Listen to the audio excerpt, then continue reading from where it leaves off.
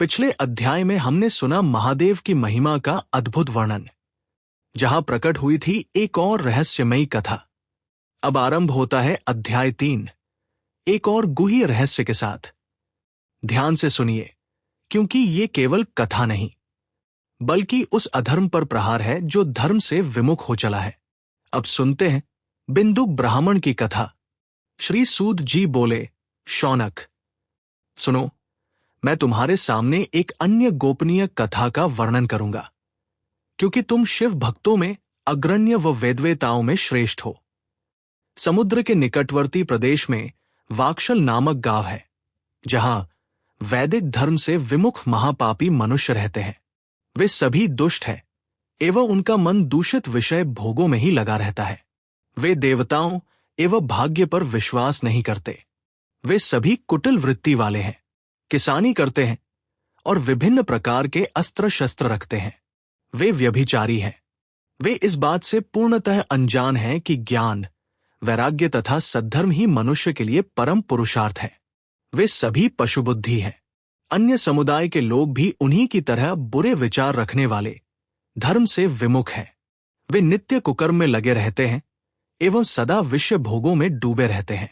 वहां की स्त्रियां भी बुरे स्वभाव की, स्वेच्छाचारिणी, पाप में डूबी, कुटिल सोच वाली और व्यभिचारिणी हैं। वे सभी सदव्यवस्था तथा सदाचार से सर्वथा शून्य हैं। वहां सिर्फ दुष्टों का ही निवास है। वाक्षल नामक गांव में बिंदुक नाम का एक ब्राह्मण रहता था। वो अधर्मी, दुरात्मा एवं महापापी था। उसकी स्त्री बहुत सुंदर थी। उसका नाम चंचुला था। वो सदा उत्तम धर्म का पालन करती थी, परंतु बिंदुक विषयवर्गामी था।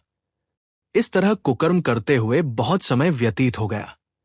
उसकी स्त्री काम से पीड़ित होने पर भी स्वधर्म नाश के भय से क्लेश सहकर भी काफी समय तक धर्म भ्रष्ट नहीं हुई, परंतु आगे चलकर वह भी अपने दुराचारी पति के आचरण से प्रभावित होकर दुराचारिणी और अपने धर्म से विमुख हो गई।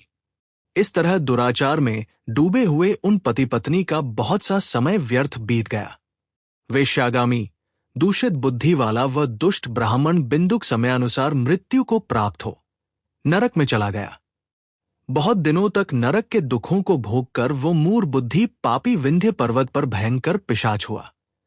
इधर उस दुराचारी बिंदुक के मर जाने पर वह चंचुला नामक स्त्री बहुत समय तक पुत्रों के साथ अपने घर में रहती रही। पति की मृत्यु के बाद वह भी अपने धर्म से गिरकर पर पुरुषों का संग करने लगी थी। सत्या विपत्ति में भी अपने धर्म का पालन करना नहीं छोड़ती। यही तो तप है। तप कठिन तो होता है, लेकिन इसका फल मीठा होता है। विषय इस सत्य को नहीं जानता, इसीलिए वो विषयों के विषफल का स्वाद लेते हुए भोग करता है। एक दिन दैवयोग से किसी पुण्य पर्व के आने पर वह अपने भाई बंधुओं के साथ गोकर्ण क्षेत्र में गई। उसने तीर्थ के जल में स्नान किया एवं बंधुजनों के साथ यत्र तत्र घूमने लगी। घूमते घूमते वह एक देव मंदिर में गई। वहां उसने एक ब्राह्मण के मुख से भगवान शिव की परम पवित्र एवं मंगलकारी कथा सुनी।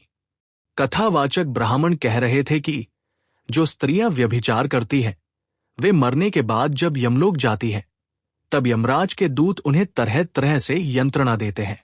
वे उसके कामांगों को तप्त लोहे दंडों से दागते हैं। तप्त लोहे के पुरुष से उसका संसर्ग कराते हैं।